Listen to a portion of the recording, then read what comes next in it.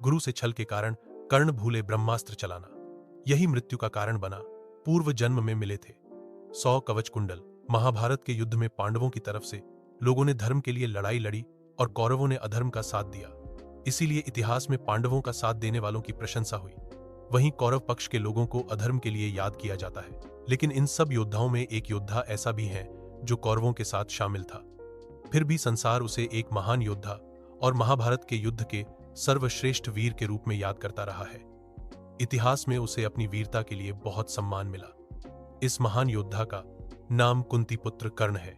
महाभारत के युद्ध का वह योद्धा जिसने साथ तो अधर्म का दिया, लेकिन फिर भी अपनी वीरता और वचनबद्धता के लिए अमर हो गए। आज हम भक्त वत्सल के आर्टिकल में आपको कर्ण के जीवन की गौरव गाथा बताने जा रहे हैं। दुर्वासा ऋषि के वरदान से हुआ कर्ण का जन्म। एक बार श्री दुर्वासा माता कुंती के दत्तक पिता कुंती भोज के राजमहल पहुंचे। माता कुंती के पिता शूरसेन थे और माता मारिशा थीं, लेकिन राजा कुंती भोज ने उन्हें गोद लिया था। श्री दुर्वासा ने कुंती और पांडु को लेकर भविष्यवाणी करते हुए कहा कि पांडु से कुंती को कोई संतान प्राप्ति नहीं होगी। लेकिन कुंती के सेवा भाव से प्रसन्न होकर उन्होंने कुंती को उसे 6 पुत्रों की माता बनने का वरदान दिया। कुंती को श्री दुर्वासा से प्राप्त देवहूति मंत्र का परीक्षण सूर्य देव के सामने करना था। माता कुंती ने जब सूर्य देव का आह्वान किया, उस समय वे अविवाहित ही थी, यानी कुंवारेपन में ही उनके गर्भ से कर्ण का जन्म हुआ। संसार के डर से लोग लाज के कारण कुंती ने नवजात शिशु को गंगा नदी में बहा दिया। गंगा किनारे हस्तिनापुर के सारथी अधिरथ ने जब नदी में एक शिशु को बहता हुआ देखा तो वो उस बालक को अपने घर ले गए। अधिरथ की पत्नी का नाम राधा था, इसलिए कर्ण का एक नाम राधे भी है। कर्ण का पालन पोषण सूत, सारथी, अधिरथ और उनकी पत्नी राधा ने किया, इसलिए उन्हें सूत पुत्र भी कहा जाता था। कर्ण को मिला पूर्व जन्म का फल। कर्ण को जीवन भर मिली सभी तकलीफों का कारण पूर्व जन्म का फल था। सतयुग में एक ओर जहां श्री हरिविष्णु के अंशावतार नर और नारायण शिघोर तपस्या कर रहे थे, वहीं दुर्दुम्भ दंभोद्भवा नाम का राक्षस संसार में पाप फैला रहा था। उसको वरदान था कि उसका वध वो ही कर सकता है जिसने 1000 साल तक तप किया हो। इस राक्षस ने सूर्यदेव ने 100 कवच और दिव्य कुंडल का वरदान भी प्राप्त कर लिया था। जो भी उसका एक कवच तोड़ता उसकी मौत हो जाती थी। दुर्दुम्भ से बचने के लिए देवता विष्णु जी से मदद मांगने गए। भगवान ने उन्हें नर नारायण से सहायता मांगने को कहा। देवताओं की मदद करते हुए पहले नर ने उस दानव से युद्ध किया और नारायण ने तपस्या जारी रखी। युद्ध के दौरान नर ने राक्षस का कवच तोड़ दिया और नर की भी मृत्यु हो गई। लेकिन नारायण ने अपनी तपस्या के बल से नर को फिर से जीवित कर दिया। लेकिन अब नारायण युद्ध करने लगे और नर ने तपस्या की। इस बार नारायण ने दूसरा कवच तोड़ा और उनकी भी मृत्यु हो गई। नर ने उन्हें फिर जीवित कर दिया। ऐसे करते हुए दोनों ने मिलकर राक्षस के 99 कवच तोड़ दिए। घबराकर राक्षस सूर्य के पीछे जाकर छुप गया। सूर्य देव ने अपने शरण में आए राक्षस की नर नारायण से रक्षा की। इस पर नारायण ने सूर्य देव को श्राप दिया कि द्वापर में यही राक्षस आपके तेज से उत्पन्न होगा और इसके पास बचे हुए एक कवच कुंडल भी होंगे, लेकिन मृत्यु के समय इसकी रक्षा नहीं कर सकेंगे। द्वापर में कवच कुंडल के साथ जन्मा कर्ण वही राक्षस थे जिससे इंद्र ने कवच कुंडल का दान मांगा। यदि कवच कुंडल के साथ अर्जुन कर्ण को मार भी देते तो वरदान के हिसाब से अर्जुन की भी मृत्यु हो जाती। हालांकि सूर्यदेव ने कर्ण की यहां भी रक्षा करनी चाहिए।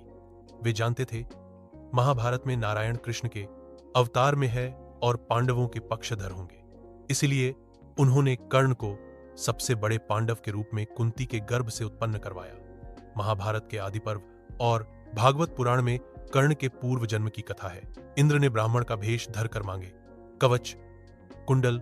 महारथी और महादानी कर्ण एक दिन प्रातः गंगा स्नान कर सूर्यदेव को अर्घ्य दे रहे थे। उनका एक संकल्प था कि स्नान ध्यान और पूजन के बाद उनसे जो भी दान मांगा जाएगा वो उसे तुरंत दे देते थे। कर्ण के समक्ष एक ब्राह्मण देवता आए। ब्राह्मण ने कर्ण से कवच कुंडल मांग लिए।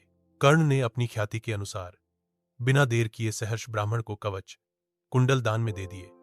उसके बाद कर्ण ने ब्राह्मण से कहा कि मैं जानता हूं आप देवराज इंद्र है और अर्जुन की सहायता करना चाहते हैं, क्योंकि सूर्यदेव ने एक रात पहले ही सपने में आकर कर्ण को इस घटनाक्रम के बारे में बता दिया था। कर्ण ने देवराज इंद्र से कहा, मैं आपको धन्यवाद देना चाहता हूं क्योंकि आपने मुझे एक सामान्य योद्धा बना दिया है।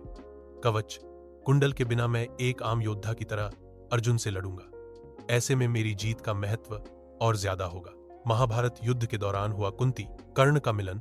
कर्ण को महाभारत के युद्ध के शुरू हो जाने तक खुद की असलियत पता नहीं थी। इसी दौरान एक बार जब कर्ण सुबह सूर्य पूजा कर रहे थे, तभी मां कुंती उन्हें बताती हैं कि हे कर्ण, तुम राधा पुत्र राधे नहीं, असलियत में कुंती पुत्र कौंते हो, मेरे सबसे बड़े पुत्र हो। तब कर्ण ने अपनी मां से कहा कि युद्ध में अर्जुन या कर्ण में से एक बचेगा, फिर भी दुनिया में आपको 5 पुत्रों की माता होने का गौरव इसी तरह हासिल रहेगा। कर्ण के बाण से 4 अंगुल पीछे खिसक जाता था अर्जुन का रथ। दानवीर कर्ण बहुत बलशाली भी थे। इसके कई प्रमाण पौराणिक कथाओं में मौजूद हैं। कहा जाता है अर्जुन के एक बाण कर्ण का रथ कई हाथ पीछे चला जाता था, और जवाब में जब कर्ण बाण चलाता तो अर्जुन का रथ मुश्किल से कुछ 1 अंगुल ही पीछे जा पाता था। इस पर अर्जुन ने गर्व करते हुए अपने सारथी श्री कृष्ण से कहा कि देखा, मेरा रथ सिर्फ कुछ इंच या अंगुल ही हिला। तब कृष्ण ने कर्ण की प्रशंसा करते हुए अर्जुन से कहा, तुम धर्म की लड़ाई लड़ रहे हो, तुम्हारे रथ की ध्वजा पर स्वयं हनुमान जी विराजमान हैं, तुम खुद इंद्र के अवतार हो, और इन सब के साथ मैं स्वयं तुम्हारे रथ का सारथी हूं। इसके बावजूद कर्ण तुम्हारे रथ को 4 अंगुल पीछे धकेल रहा है। ऐसे में कर्ण की शक्ति का अंदाजा लगाओ। यदि ये सब तुम्हारे साथ नहीं होते तो कर्ण तुम्हारे रथ का क्या हाल करता। युद्ध समाप्त होते ही भस्म हो गया अर्जुन का रथ। कर्ण की शक्ति का एक और उदाहरण है कि उसके प्रहार से अर्जुन का रथ भस्म हो गया था, लेकिन हनुमान जी ने उसकी रक्षा की और स्वयं माधव ने उसे संभाला।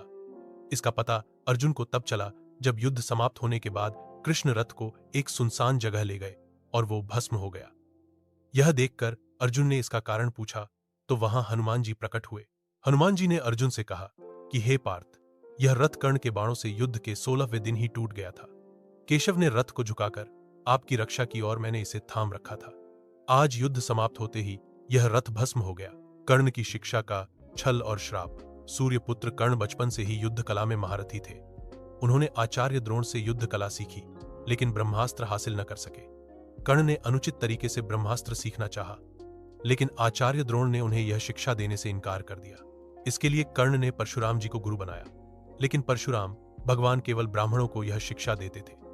ऐसे में कर्ण ने झूठ का सहारा लिया और ब्रह्मास्त्र हासिल कर लिया। एक दिन परशुराम जी कर्ण की जांघ पर सिर रखकर सो रहे थे, तभी एक बिच्छू ने कर्ण को काट लिया और बार बार डंक मारने लगा। गुरु की निद्रा में खलल न पड़े, इसके लिए कर्ण उस दर्द को सहते रहे। डंक मारने से कर्ण की जंघा पर जख्म हो गया और खून बहने लगा। तभी भगवान परशुराम की नींद खुल गई और कर्ण की इस हालत को देखकर वो समझ गए कि इतना दर्द कोई ब्राह्मण सहन नहीं कर सकता। यह बालक अवश्य क्षत्रिय है। कर्ण का झूठ गुरु के सामने प्रकट हो गया था। तभी परशुराम जी ने कर्ण को श्राप दिया कि तुम क्षत्रिय हो और तुमने छल से ब्रह्मास्त्र पाया है, सो जब तुम्हें ब्रह्मास्त्र की सबसे ज्यादा जरूरत होगी तुम इसे चलाना भूल जाओगे। इसी कारण महाभारत युद्ध के 17वें दिन अर्जुन ने सूर्यपुत्र कर्ण पर ब्रह्मास्त्र चलाया, जिसके जवाब में कर्ण ब्रह्मास्त्र नहीं चला सके। शक्ति भूल जाने के बाद अर्जुन ने ब्रह्मास्त्र से कर्ण का वध कर दिया। कर्ण के बारे में यह भी जानिए।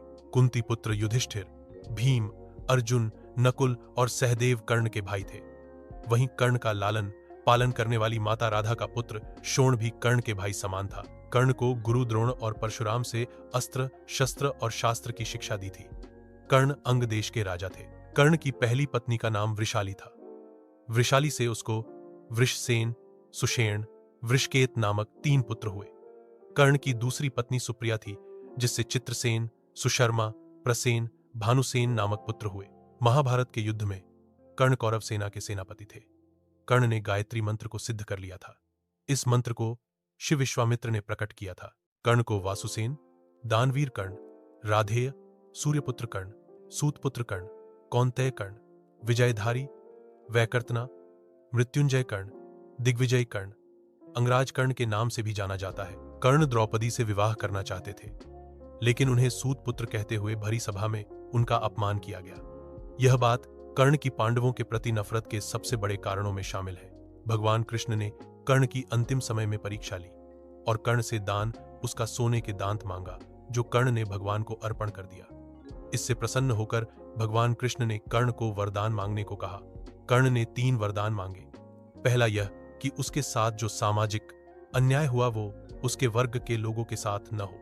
दूसरे वरदान रूप में भगवान कृष्ण को उसके राज्य में जन्म लेने को कहा। तीसरे वरदान के रूप में उसने कहा कि उसका अंतिम संस्कार वहीं करें जो पाप मुक्त हो। ऐसे में भगवान ने स्वयं कर्ण का अंतिम संस्कार किया था। कर्ण अर्जुन और दुर्योधन के समान ही शक्तिशाली थे। कवच कुंडल जैसे शस्त्रों के साथ ही उनके पास इंद्र द्वारा दिया गया अमोघास्त्र भी था। महाभारत में कर्ण ने यह अमोघास्त्र भीम के पुत्र घटोत्कच पर चलाया था। वह इसके द्वारा अर्जुन का वध करना चाहता था, लेकिन दुर्योधन के कहने पर उसने इसे घटोत्कच पर चलाया। वरदान के अनुसार इस अस्त्र को सिर्फ एक बार ही चलाया जा सकता था।